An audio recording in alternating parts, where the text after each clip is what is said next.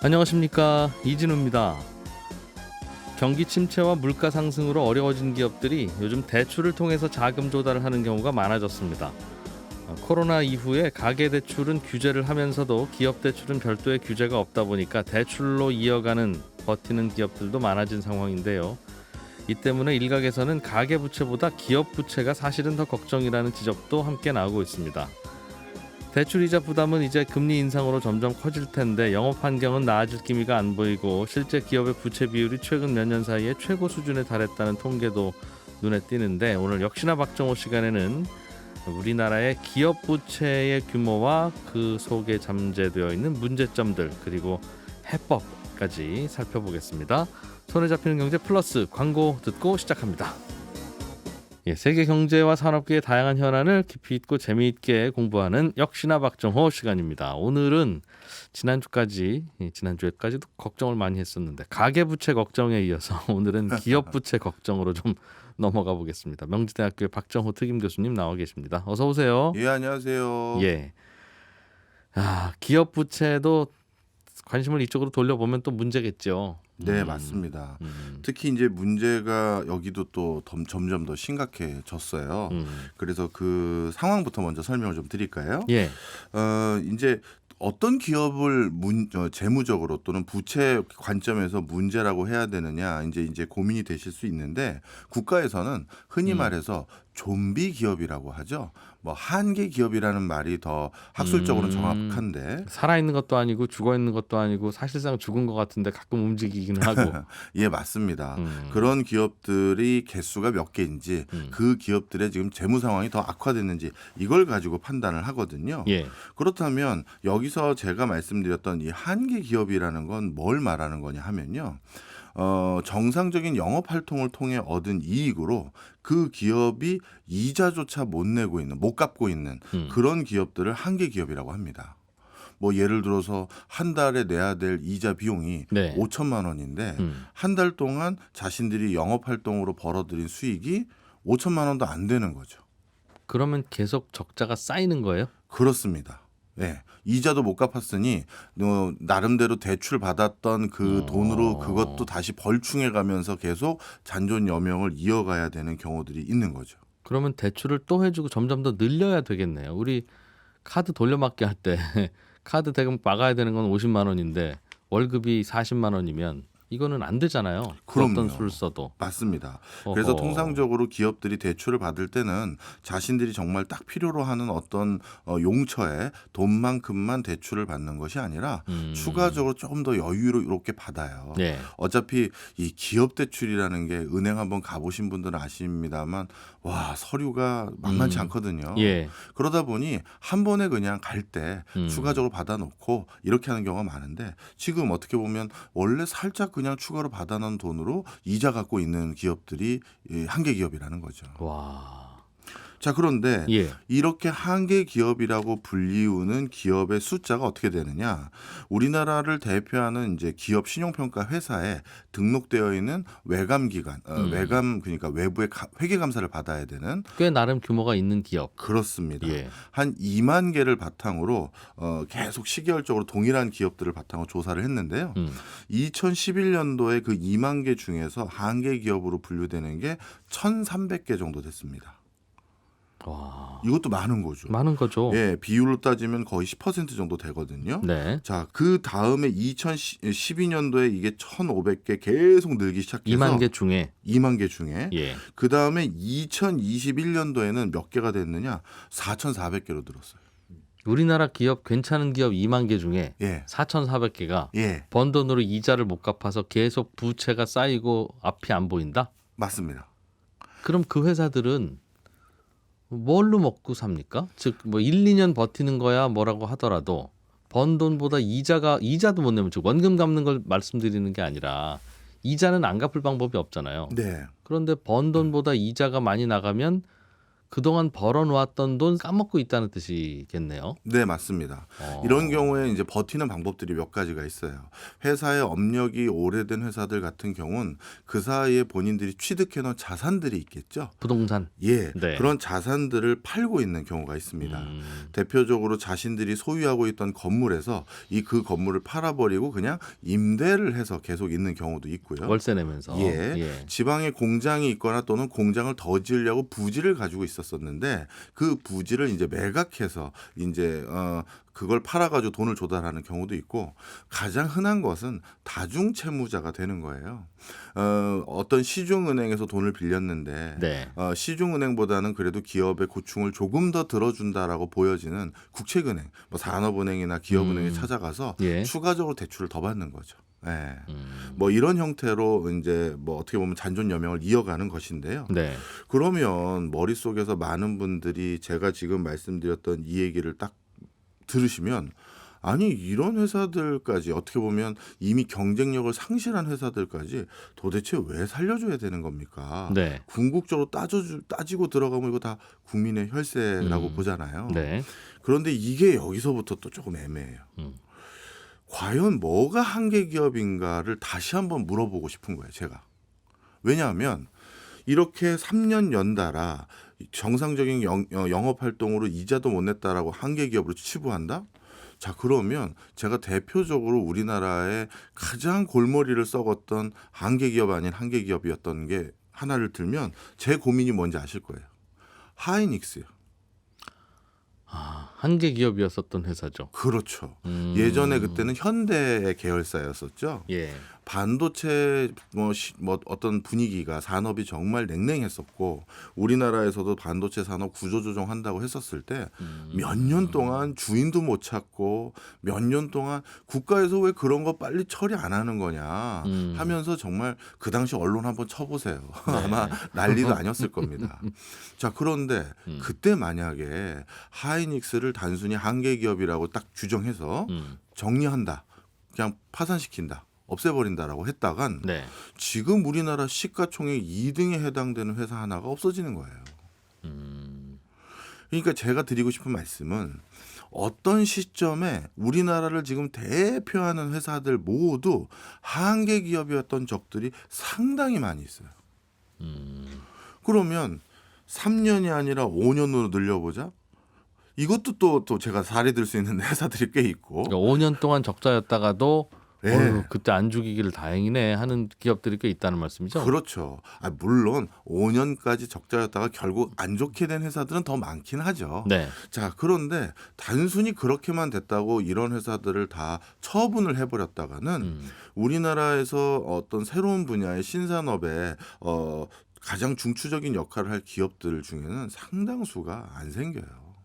이 신산업이라는 것은 초기에 과감한 투자들이 계속 이루어져야 되고, 그 과정에서는 적절한 매출을 못 이룰 때가 많거든요. 예. 그런데 그런 회사들을 모두 다 한계 기업으로 규정하면 안 되고요. 그다음 두 번째는, 아니 그럼 교수님, 신산업 부분은 예외로 하고 기존 산업 부분의 한계 기업들은 우리가 정리해고를 하면 되지 않겠습니까? 네. 이런 경우가 있는데 이것도 되게 애매모호해요. 기존 산업과 신산업을 구별하기도 힘들다. 맞습니다. 그리고 누가 봐도 기존 산업입니다라고 이견이 없는 회사들조차도 요즘 살아나서 왕성한 활동을 하고 있는 회사들이 많아요. 대표적으로 저 어렸을 때 국내를 대표하는 구두 회사들이 있었어요. 수제 구두. 구두. 예, 예. 뭐 엘칸토, 에스콰이어, 그다음에 금강제와 뭐 이런 회사들이죠. 그러면 이런 회사들은 한동안 정말 어려웠던 회사들이 많아요. 네. 그런데 이 회사들 중에서 몇 개는 어마어마한 혁신 기업으로 바뀌었거든요. 구두 안 만들어요 이제? 이제 이것도 설명을 좀 드릴게요. 원래 이 구두 만드는 회사들이다 보니 구두에 대해서 좀 더 경쟁력을 다시 되찾아보자 해서 다양한 방법들을 시도해 봤더라고요. 어떤 회사는 그 흔히 말해서 브랜드를 좀 파워를 올려보자 해서 이탈리아의 아주 유명한 수제 구두 부티크 회사를 인수해서 그 브랜드를 사용해서 고급 프리미엄으로 가보려고 했었는데, 그래도 이탈리아에서 우리가 다 아는 그 구두 이름 가진 회사들한테는 경쟁력이 안 됐나 봐요. 그것도 잘 안 됐고요. 그다음에 옷에 맞춰야 되다 보니 아주 저가의 구두를 몇 개씩 가지고 계신 분들도 많이 계십니다. 그런데 이분들이 구두를 사는 방법이 중국산 아주 저가의 구두를 구색 맞추기로 사놓고 계세요. 그래서 온라인 쇼핑몰에서 그냥 쉽게 그 네, 사이즈만 예. 맞으면 사거든요. 예, 예. 그래서 그 시장을 또 많이 뺏기다 보니까 이런. 우리도 그러면 저가 구두를 한번 만들어 볼까 했는데 와 도저히 중국산 단가를 못 따라잡는 거예요. 네. 그러면 이제 어떻게 하면 좋을까? 샌드위치 상황인데 그런데 이들 기업들이 말 그대로 비관련 다각화를 한 거예요. 비관련이면 구두 아닌. 예, 맞습니다. 구두라는 자신들이 어떻게 보면 뭐 설립자가 만든 이 본업은 유지도 하긴 해야 되니 어디서 또 돈을 벌어와야 이걸 버틸 거 아니겠습니까? 뭐를 했어요? 평생 구두 만들던 회사가? 놀랍게도요. 한 회사는요. 우리나라의 대표적인 휴대폰 중에 국산 말고 외국 거 있죠? 애플. 아이폰. 네. 아이폰 AS점을 그 회사가 운영하고 있어요. 우리나라 걸. 갑자기. 예. 그래서 미국에 가서 여기에서도 내부에서 주판 많이 튕긴 거예요. 이제 IT가 붐이고 미래지향적인 산업들을 쭉 나열을 했겠죠. 회사 예, 내부에서. 예. 그런데 우리가 제조 경쟁력이 있거나 기술력이 있지도 않은데 그럼 어떻게 이렇게 전도유망한 산업 부분에서 우리도 뭔가 플레이를 해볼 수 있을까 예. 고민을 하다가 기발한 생각을 해낸 거예요. 야, 남이 만들어 놓은 거 부품 사다가 고치는 거 정도는 우리도 할 수 있잖아. 우리나라 사람들 중에 엔지니어 고용해서. 그래서 애플 본사에 가서 아이폰 AS를 니네가 직접 여기서 직영할 수는 없을 테니 우리에게 맡기면 우리가 애플 AS 센터들을 운영해서 아주 퀄리티 있게 유지해드리겠다. 이런 걸 사업권을 따와서 그걸 운영해가지고 다시 회사에 반석이 올라간 회사가 있어요. 와. 그다음 또 다른 회사는 한동안 우리 사회에서 커피 전문점이 엄청 유행이었었죠. 그래서 경인 지역을 대표하는 커피 전문점 체인들을 만들어서 네. 또 그걸로 또 회사의 적자들을 상당히 많이 벌충했고요. 구두 만들던 회사가. 예, 구두와는 전혀 관계 전혀 없는. 관계없죠. 그다음에 또 한 회사는 이 회사는 아마 사모펀드 같은 역할을 하는 곳에서 네. 그 인수를 하다 보니까 아마 법적으로 SK그룹의 계열사로 편입이 된 회사가 있어요. 네. 예, 제가 알기로 이랜드와 두 회사가 반반 투자해서 만든 회사라고 알고 있는데 그 회사 같은 경우는 우린 또 뭐 하지 했는데 SK모그룹이 IT 기업이지 않습니까? 예. 그리고 11번가라는 유명한 쇼핑몰을 운영하고 있죠. 거기에 계신 사장님이 아마 내려오셨나 봐요. 그래가지고 이 구두 플랫폼 비즈니스를 시작했는데 쉽게 말씀드리면 우리 이진우 기자님 같은 셀럽들에게 구두를 본인이 생각하는 구두란 생각하는 걸 스케치를 하든지 디자인을 해주세요. 네. 라고 하면 그걸 바탕으로 어떻게 한다? 그 내부에는 원래 전문적인 구두 디자인하는 분들이 약간 보완을 해드리겠죠. 그러겠죠. 그렇게 해서 이거는 이진우 기자님의 구두 해서 미리 사전 주문 받아서 100켤레든 1000켤레든 10,000켤레든 파는 이렇게 생산자와 어떻게 보면 소비자를 연결하는 구두 산업의 플랫폼을 또 만든 거예요. 오. 이처럼 여러 가지 방법들로 예전에 전통적으로 한계 기업이라고 불리우는 그리고 전통 산업에만 국한되어 있던 회사들도 네. 시간을 주고 어떻게 보면 기회를 주니까 다시 뭔가 살 길을 찾아내고 있거든요. 그러다 보니 이 한계 기업을 무조건 단죄하면 이것도 참 부담되는 일이에요. 안 된다. 네. 그러니 우리는 앞으로 어떤 기업을 볼 때 부채가 아무리 많고 아무리 부실해도 그냥 뭐 국민의 혈세든 뭐든 계속 들이부어서 죽을 때까지 안 죽도록 계속 유지시키는 게 정답인 것 같다. 아니 또 그렇게 몰아붙이세요. 또 아니 그러니까 가끔씩 살아나는 회사들이 있죠. 왜 없겠어요. 네. 왜 없겠어요. 그러나 기준이 있어야지. 야, 너 저 회사 살아나는 거 못 봤어? 하이닉스? 네. 우리가 하이닉스 될 거야. 한 20년만 기다려. 20년만 기다려. 그러면 그럼 뭐 지금까지 15년 기다려줬는데 뭐 안 기다릴 겁니까? 그렇다고 계속 기다릴 겁니까? 어떻게 해요? 그럼? 정말 정확한 지적을 하셨어요. 바로 아까 말씀드렸던 그런 사례들이 있어서 저희 같은 사람들이 이제 어떤 공기업이라든가 민간 기업들 구조조정 평가위원으로 들어가면 쉽게 이걸 딱 그 X표를 못 하는 거예요. 자, 그런데 방금 기자님께서 말씀해 주신 것처럼 한계 기업들도 이렇게 간간히 살아나서 국가 경제에 기여하는 데가 있으니 버틸 수 있을 때까지 다 지원하자. 이건 또 문제가 있는 게 사실 한계 기업들 중에서 상당 부분은 이미 그 업종에서 경쟁력을 잃은 회사들이 상당히 많아요. 네. 그러다 보면 어떤 일이 생기느냐. 국가에서 그 비싼 달러 들여가지고 외국에서부터 원자재 사오고 아니면 중요한 어떤 우리나라를 대표하는 인력들을 거기 배치해서 뭔가 비즈니스를 하는데 그렇게 비싼 뭐 석유나 뭐 구리나 나무나 뭐 이런 것들을 가져오고 거기다 아주 중요한 명장을 붙여가지고 물건을 생산했는데 예를 들어 100개 원자재를 뒀는데 그 회사는 맨날 한두 개밖에 못 만드는 거예요. 네. 이거는 효율성이 없고 경쟁력을 이미 상실한 거죠. 그런데 그런 회사를 계속 국가에서 공적 자금으로 지원을 해주면 어떻게 되느냐? 스타트업들이 비집고 들어갈 틈이 줄어드는 거예요. 그렇겠죠. 예. 어떤 스타트업들은 직원이 몇 명 되지도 않는데 원자재 100개를 주면 그걸로 제품을 70개씩 만드는 회사가 있다고 보겠습니다. 네. 그런데 기존에 오랫동안 자리매김해서 활동하고 있는 100개 주면 하나밖에 못 만드는 회사가 공적 자금으로 그쪽 분야를 전부 꽉 잡고 있으면 이렇게 뭐랄까요, 효율적이고 역동적인 스타트업들이 미래를 다시 열어갈 기회가 없어지는 거죠. 들어갈 사무실도 없고 맞습니다. 뽑으려고 하니까 직원들은 다 그 회사 그냥 다니고 있고 맞습니다. 월급은 나오니까. 네. 그리고 제일 중요한 게 물건을 판매할 때는 유통망이거든요. 심지어 편의점이나 아니면 대형마트에 가서 내 물건 좀 납품하려고 하면 기존의 자리매김한 그 회사 제품들이 매대를 꽉 차지하고 있어요. 네. 그리고 그 매대에서 물건 이제 뭐 조금 빼서 빈 틈이라도 생겨서 내 거 넣으려고 하면 그 회사 직원들이 와가지고 뭐 이런 작은 회사들한테 물건 주세요. 사고 날까봐 걱정이 내가 되네 하면서 하다못해 점심 식사라도 한번 대접하면서 우리 물건을 마저 채워달라고 부탁하는 그런 관계가 또 설정되어 있는 회사들도 있거든요. 예. 바로 그러다 보니까 이렇게 신생 기업들이 아예 들어가지 못하는 거예요. 자, 그러니 이런 걸 생각해서는 구조조정을 해서 네. 한계 기업을 일부 제거를 해야 되는데 그럼 어떤 걸 한계 기업으로 말해야 될지가 정말 힘든 상황입니다. 야, 결국 제자리로 돌아왔네요. 네. 우리가 지금까지는 3년 연속 벌어들이는 돈이 이자도 못 갚는 수준인 기업은 한계 기업이라고 보고 돋보기 들이대고 정리를 빨리빨리 해야지. 안 그러면 다들 늙고 게으르고 병들고 이런 기업들만 가득 차면 우리나라에 활력이 없다. 그런데 그럼 기준을 뭘로 할 거냐? 그걸 아직까지 못 만들어서 어떤 상황이 됐냐면요.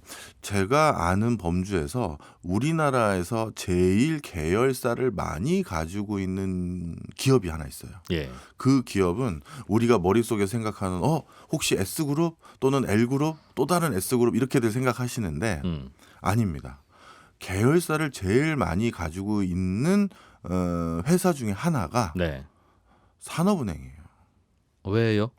방금 말씀드렸던 이 한계 기업들이 결국 그걸 구조조정해서 없애질 못하면 전부 국책은행이 가지고 있게 되거든요. 대주주로. 예. 그래서 우리나라를 대표하는 기업들 중에서 큰 부실이 나서 이 회사 만약에 무너뜨리면 이거는 어마어마한 대규모 실업도 생기고 그 지자체의 지역 경제에 악영향을 미쳐서 오히려 국가 경제, 더 정확히 말하면 정치가들의 정치적 부담이 됐던 거예요. 그래서 일단 크면 일단 버티게 살려주자 하면서 전부 어디로만 보냈죠. 그게 산업은행인데요. 그러다 보니까 산업은행에는 우리가 생각하기에 이 회사가 산업은행 거였어? 라는 회사들이 되게 많았었죠. 대표적으로 대우증권, 그다음에 금호생명, 네. 대우조선해양, 네. 뭐 또 대우건설도 그랬어요. 한때 어려워서 넘어가는 기업들은 다 일단 산업은행 인수해서 데리고 있었군요. 네, 맞습니다. 그런데 산업은행에 그래서 10년 가까이 있는 회사들도 많아요. 네. 그런데 그 회사에 저희 학교 학생들이나 다른 학교 학생들이 가끔 이제 원서내서 또는 그 회사 어떤 회사인지 회사 설명회 같은 거 들어보러 가잖아요. 예. 그럼 회사 관계자들이 뭐라고 얘기를 하냐면 저희는 공기업입니다. 그래서 안정적인 회사입니다라고 세일즈 하시는 분들도 계세요. 산업은행이 공기업인 거 뭐 맞죠? 아니 산업은행 말고요. 예. 그 아까 말씀드렸던 산업은행에 편제돼 버린 그 민간 회사들, 아, 그 회사들 예를 든 겁니다. 예를 들어서 대우조선해양의 예. 회사 설명을 걔네들 갖다 아, 우리 공기업이다. 우리 공기업이다 이렇게 얘기하시는 회사들도 있다는 거예요. 이런. 그러니까 이게 이건 아닌 것 같은데 하는 좀 그런 우려도 있는 거죠. 네. 그런데 이게 참 자꾸 특히 중소기업이 자꾸 물갈이도 되고 새로운 중소기업도 생겨야 경쟁력도 생기고 그래야 중소기업도 월급도 많이 주고 그래야 중소기업 들어가도 미래가 보장이 되고 그러니까 빨리빨리 취업도 하고 그래야 결혼도 빨리 하고 저출생도 좀 나아지지 않을까 하는 생각이 드는데 우리는 아주 큰 대기업 일부 아니라 공기업 뭐 이 정도만 빼면 한 1, 2년 더 준비해서라도 거기 들어갈 수 없어? 라는 것 때문에 계속 맞아요. 대안들이 없고 대안들이 부실하니까 그래서 그런 건데 이거 참 그래서 정리를 할 수도 없고 안 할 수도 없는 이 고민. 그러면 해법은 뭐가 있는지 2부로 넘어가서 좀 들어볼게요. 저희는 광고 잠깐 듣고 2부로 이어가서 기업 부채 이야기 좀 더 이어가 보겠습니다. 네, 명지대학교 박정호 특임 교수와 함께 오늘은 우리나라 기업 부채 문제를 좀 들여다보고 있는데요. 이게 가계 부채보다도 훨씬 더 복잡하게 느껴지기도 하네요. 어떡합니까? 그럼 그 부채가 많으면 좀 이제 구조조정도 좀 하고 그래서 그 회사를 또 망하게 해야 안타깝지만 또 새로운 기업이 들어오기도 하고 경쟁력도 있지. 이 회사 망하게 안 하면 언제까지나 그냥 다 영업이익도 얼마 안 나오고 그러니까 월급도 못 주고 뭐 그런 악순환이 들지 않겠습니까? 네, 맞습니다. 그렇다고 다 그냥 갑자기 일률적으로 다 정리할 수도 없고. 맞아요.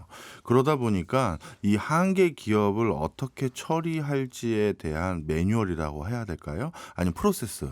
이거를 이제는 더 이상 미룰 수 없고 만들어야 될 어떤 시점에 와 있는 것 같아요. 그 이유를 한 두 가지만 오늘 말씀드리려고 하는데요. 네. 먼저 구조적인 그런 결단이 필요한 이유가 있고 하나는 요즘에 시류적인 이유가 하나 있는데 요즘 시류적인 이유부터 먼저 말씀드리면 강달러를 넘어서 이제 요즘은 언론에서는 킹달러라고 부르더라고요. 이 킹달러 구조가 들어서고 나면 이 한계 기업들이 훨씬 더 많이 생길 수밖에 없는데 이 상황에서 한계 기업 중에 일부를 미리 선도적으로 뭔가 구조조정하지 않으면 진짜 전방위적으로 골문대가 퍼지게 되어 있어요. 무슨 말씀이죠? 좀 설명을 드리겠습니다.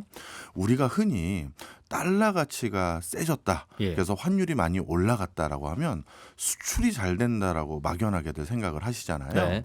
그럼 수출 잘 되는 거니까 이제 우리 기업들 실적 좋아져서 한계 기업 숫자 좀 줄지 않을까요? 이렇게 생각하실 수 있는데요. 이건 좀 착각입니다. 달러 가치가 세지면 오히려 전 세계적으로 경제가 더 안 좋아져요. 그렇죠. 경제가 안 좋으니까 또 달러 가치가 세지기도 하고. 예. 그런데 순서가 바뀌어서 달러 가치가 그냥 세졌다는 이유만으로 전 세계의 경제가 안 좋아지는데요. 그 이유가 두 가지인데 일단 개인들은 자신들의 실질적인 생활이 빡빡해집니다. 왜냐하면 네. 많은 국가들이 자신들이 먹을 것 또 자신들이 필요한 에너지원에 필요한 원자재를 수급받기 위해서 그걸 외국에서 사와야 되는데 다 달러가 필요하잖아요. 네. 그런데 달러가 강달러 기조가 된다는 것은 그런 것들을 사오는데 더 많은 돈을 지불해야 된다는 것이 돼버리고 이거는 전반적인 물가 상승의 압박 요인이 되기 때문에 개개인들의 주머니 사정이 빡빡해져요. 그러다 보면 그 개개인들의 소비 지출 여력이 줄어들다 보니까 기업의 실적이 악화될 우려가 있겠죠. 네. 요게 하나 있고요. 두 번째는 이렇게 달러가 세지면 기업들의 부채에 대한 부담이 또 세집니다. 그건 왜 그러냐면요. 전 세계의 모든 빚을 다 합치면 그 빚들 중에서 달러 빚이 한 45% 정도 돼요. 그러니 이 달러 빚이라는 건 달러를 빌려왔으니 네. 달러로 달러로 갚아야 갚아야죠. 되잖아요. 예. 그런데 이렇게 강달러, 킹달러가 되면 정말 비싼 돈을 주고 달러를 어서 구해와가지고 그걸로 갚아야 되니 기업들의 재무 상황은 훨씬 더 안 좋아지는 거예요. 그러면 자 기업들은 재무 상황 안 좋아지니까 투자나 신규 설비나 이런 것들에 대해서 위축될 것이고 네. 개인들도 소비 생활을 위축할 것이고 예. 그래서 전 세계적인 경기가 침체될 가능성이 있는 거죠. 음. 그런데 요즘 바로 킹달러, 왕달러 이렇게 부르고 있지 않습니까? 예.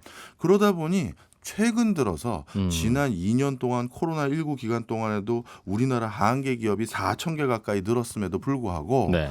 이제 더 늘어날 상황이 전개되고 있어 보여요. 그러면 이들 기업들을 전부 다 살려주겠다라고 시도하다가는 네. 다 부실이 되는 거죠. 예를 들어서 우리나라에서 아까 구두 얘기를 드렸으니 구두로 예를 들면 예. 구두 만든 3개 회사 뭐 또는 4개 회사 전부 다 살려주자 했다가 어느 회사도 견실해지지 못해요. 그렇다 보면 어떻게 해야 되느냐.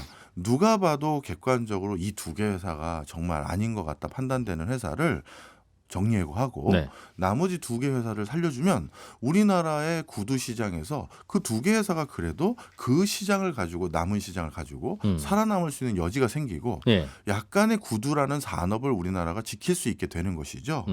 바로 지금 우리가 이 한계 기업에 대한 고민들을 해야 될 시점이 도래했다라는 말씀을 시국적인 상황에서 드리는 이유가 이런 이유가 있고요. 네. 이제 또 구조적으로는 좀 중장기적인 이유를 하나 또 같이 말씀드리면 네. 이제는 더 이상 한계 기업이 옛날처럼 다시 잘 안 살아날 것 같아요. 요것도 재밌는 연구가 있어서 제가 찾아왔는데요. 네. 이 한계 기업이 이제 진짜 파산 청산에 이르기 직전까지 왔어요. 그런데 이 기업을 국가의 공적 자금으로 만약에 살려줬습니다. 그러면 이 한계 기업이 정말 이제 더 이상 한계 기업이 아니라 예. 정상 기업으로 돌아가는 숫자, 비율 그게 중요하잖아요. 그렇죠. 그런데 통상적으로 급한 불을 꺼줬더니만 한 5년 정도 지나고 났더니 그 급한 불을 꺼줬던 기업들 중에 한 50%는 정상적인 상황으로 왔어요. 아하. 그런데 문제는 다시 또 일정 시간이 지났더니 그 정상적으로 돌아온 50% 기업들 중에서 다시 50% 이상이 다시 한계 기업으로 또 내려가더라는 거예요. 아. 그러니까 전체로 따지면 한 75% 이상이 정도가. 네, 한계 기업인 거죠. 자, 그래서 바로 이렇게 되는 사이클인데 그런데 저는 이 비율이 더욱더 줄어들 거라는 거예요. 이번에는. 회생률이. 예. 그 이유가 이제 우리나라도 초고령 사회에 진입하기 바로 직전까지 왔기 때문인데요. 예. 경영자들이 그리고 그 회사에 재직하고 있는 어떻게 보면 근로자들이 예를 들어서 혁신성이라고 해야 될까요? 뭐 변화 지향성이라고 해야 될까요? 그게 많이 떨어져 버렸어요. 우리나라도. 네.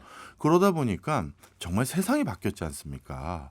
그러면 자신들이 하던 방식이 아닌 변화된 세상에 부합하는 방식으로 비즈니스를 하기 위한 어떤 적극성이라든가 이런 것들이 좀 많이 필요한데요. 네. 그런데 그런 것들을 추구할 수 있는 그 뭐 순발력 뭐 이런 것들이 많이 떨어진 상태예요. 아하. 그리고 더 정확히 말씀드리면 전부 제가 감히 우리나라의 경제 발전에 헌신했던 CEO분들을 매도할 생각은 없지만 그분들 중에서 어떤 분들은 이미 내 나이가 너무 지긋해지신 거예요. 뭐 60대 후반, 네. 뭐 아니면 뭐 70대 초반 예. 이런 상황에서 이런 생각을 하시는 거죠. 나도 이미 할 만큼 해봤다. 내가 이 회사 운영하면서 자식들 다 키워봤고 그리고 내가 무슨 이 나이에 무슨 부귀영화를 더 누리겠다고 엄청난 시설 투자를 해서 또 무슨 사업을 하니. 그래서 속내는 직원들에겐 차마 표현을 못하지만 나는 그냥 이 회사가 언제까지 굴러갈지 모르겠지만 이 상태로 현상 유지를 하다가 네. 자연스럽게 소멸돼도 나는 사실은 관계가 더 이상 관계가 없다. 아들한테도 물어봤는데 아빠 사업 하고 싶지 않아요. 이런 얘기도 왔고 이렇게 경영 전략을 수정하는 비율도 적지 않아요. 나이가 드니까. 예, 확실히 제가 요즘 느낍니다. 현장 가보면. 그러면 그 회사 직원들 입장에서는 회장님 뭐 아니면 또 사장님 대표님 이번에 우리 뭐래도 좀 해봐야 되는 거 아니에요 하는데 자꾸 의사결정을 늦추거나 그럼 직원 500명인 회사가 다음 해에는 400명 되고 300명 되고 200명 되고 하다가 에이, 이제 우리 사업 그만하자. 직원들 퇴직금 줄 테니까 나가서 좋은 일 하세요. 그렇게 정리한다고요? 그럴 수도 있고 직원들 중에서 나는 이제 더 이상 힘든데 혹시 니네들 내 주식들 다 우리 사주처럼 받아가가지고 너희들끼리 해볼래? 니네들끼리 해볼래? 난 그러면 뭐 이 회사 니네들한테 내가 다 넘겨주고 갈게. 이렇게 되는 사례도 정말 많아요. 그리고 또 한 경우는 그러면 돈이 생깁니까? 그 창업주 회장님은? 창업주 회장님은 이미 이 회사를 가지고 자기가 한 3, 40년 운영하면서 벌만큼은 예전에 벌었던 거죠. 집도 하나 마련했고 예. 애들 공부도 다 시켰고 시집장가도 다 보내서 그리고 내 노후 자금도 조금 마련해놨고 그러니 굳이 어찌 보면 이런 생각하시는 분들도 좀 계시더라고요. 나도 그래도 열심히 해. 왜냐하면 네. 이 나이에 내가 출근할 데가 없으면 좀 그렇잖아. 그런 마음도 있으신 분도 계세요. 예. 그러니 회장님 출근하려고 존재하는 회사가 오죽하겠냐. 저는 좀 그런 마음도 드는 거죠. 그 밑에 있는 열심히 일하는 직원분들은 이제 막 애 키워야 되는 직원분들도 계신데. 말씀하신 그 직원 그 기업 사이즈가 뭐 꽤 유명한 상장 회사 같은 게 아니라 네. 그러니까 그보다 사이즈 좀 작은 중소기업들 네. 그 정도일 텐데 그런 분들이 꽤 있는 것 같더군요. 정말 그동안 그 부채가 많이 밀려 있어서 네. 공장을 돌리기는 돌려야 되는데 돌려도 그냥 이익도 안 나고 똔똔이나 나면 좋고 내년엔 또 돌려야 되는데 돈은 안 벌리고 접자니 부채 때문에 접을 수는 없고 누가 가져가겠다면 진짜 가져가겠으면 좋겠다는 기업들도 꽤 있는 것 같고. 맞습니다. 그런데 이상하게 뭐 이게 이런 그 방식 때문에 생겼다고 볼 수는 없지만 예. 요즘에 한계 기업의 숫자들 중에서는 대기업도 많이 늘어났어요. 2011년도에 조사 대상 한계 기업 중에 대기업으로 분류되는 곳은 127개였는데 예. 2021년 작년이죠. 작년에는 그 숫자가 1.4배로 늘어서 186개까지 증가한 상황입니다. 그러니까 대기업군 중에서도 어떤 기업군 같은 경우는 이미 스스로 이게 또 너무 비대한 그 조직들은요. 완전히 새로운 무엇인가에 아까 뭐 구두 회사를 예를 든 거지만 그렇게 하기가 이게 사실 쉽지가 않거든요. 네. 그러다 보니까 일단 뭐 경영자가 능력이 있다 하더라도 버틸 수밖에 없는 그 사업에서 이런 회사들도 또 대기업도 많아요. 그러다 보니 대기업도 여기에서 전 절대적으로 예외였다라고 얘기하고 싶지는 않고요. 자, 그렇게 이런 이제 초고령 사회로 인해서 한계 기업들의 숫자가 계속적으로 늘어나고 있는데 이들의 회생률이 급격히 낮아질 것 떨어질 같다. 것이다. 그렇다면 우리가 용단을 내려야 되는지 한번 판단을 해봐야 된다. 이 말씀을 좀 드리고 싶고요. 조금 더 말씀드릴 게 있는 게 그럼 도대체 좀 더 구체적으로 아까 대기업도 한계 기업의 숫자가 좀 적지 않다 말씀드렸잖아요. 네. 그러면 어느 업종에서 한계 기업들이 좀 많은지도 좀 설명을 좀 드리려고 가져왔는데요. 네.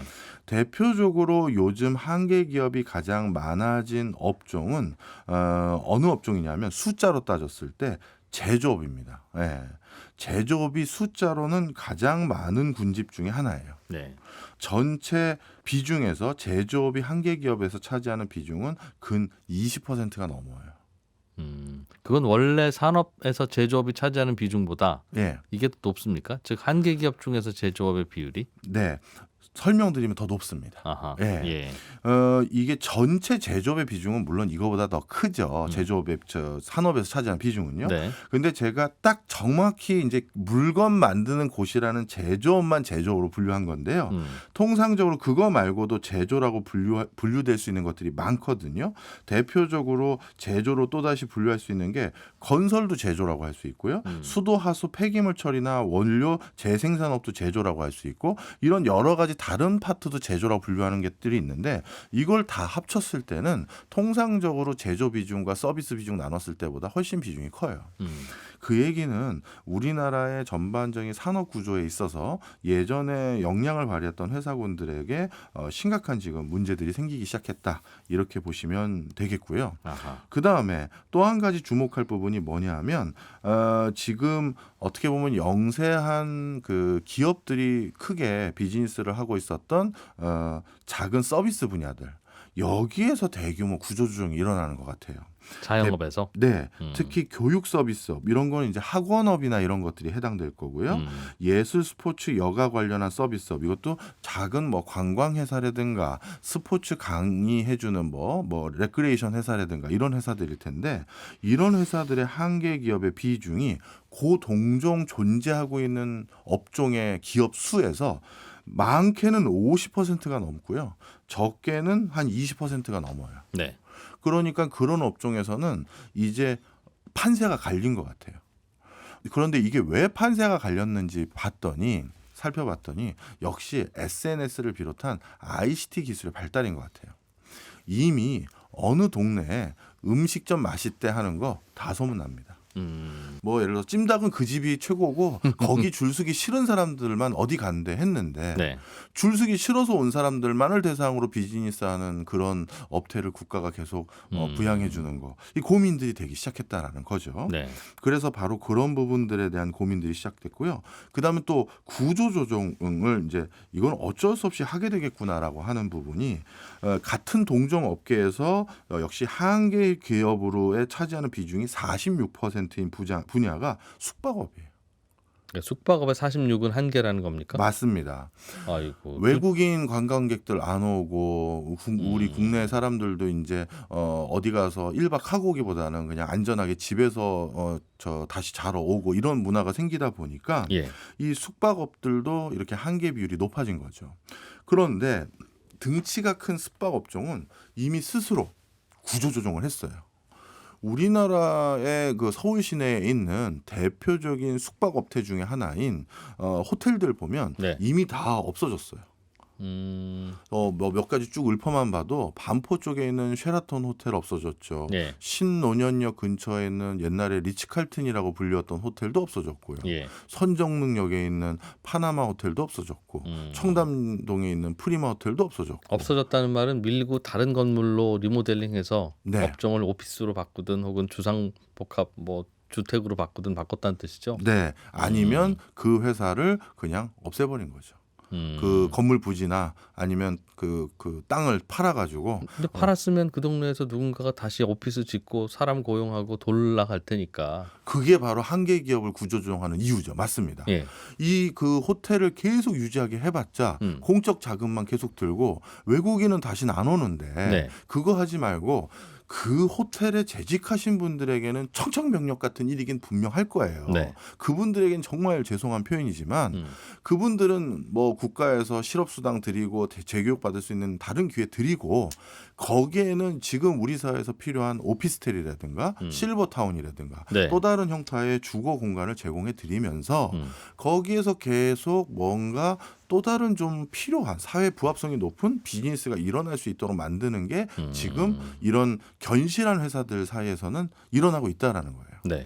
자, 그래서 다시 돌아와서 말씀드리면 이렇게 큰 등치가 큰 어떤 회사들 같은 경우 자발적으로 한계 기업이 되기 전에 구조조정이 일어나는 경우도 있는데 예. 문제는 그 한계 기업의 구조조정이 어려운 또 한 가지 이유가 대부분이 아까 이진우 기자님 말씀하신 것처럼 영세한 기업들이거든요. 그러니까 누가 그 회사를 사서 뭘 어떻게 해보겠다라는 뭐라 그럴까요? 마음이 좀처럼 잘 안 드는.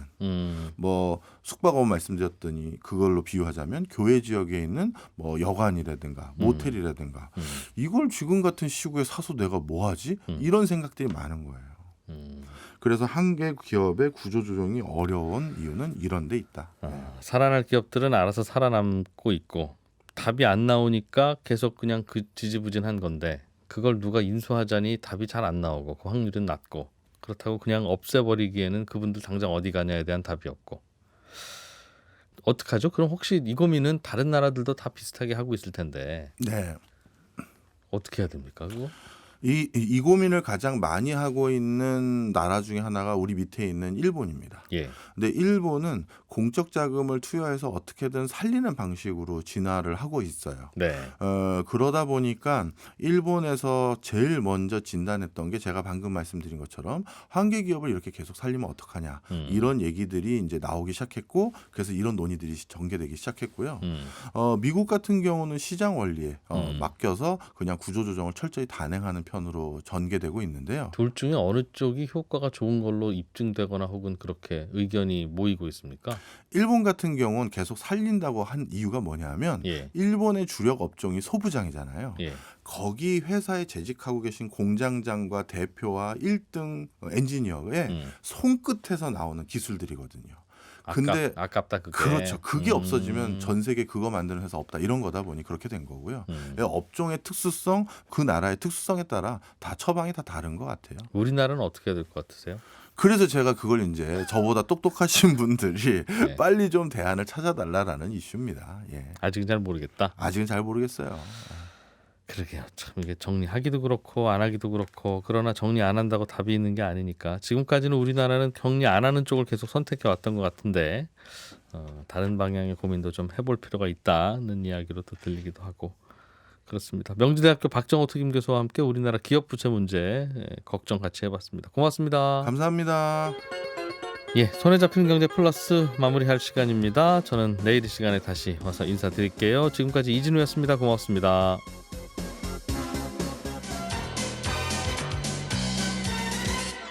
더 깊고 더 재미있는 경제 이야기.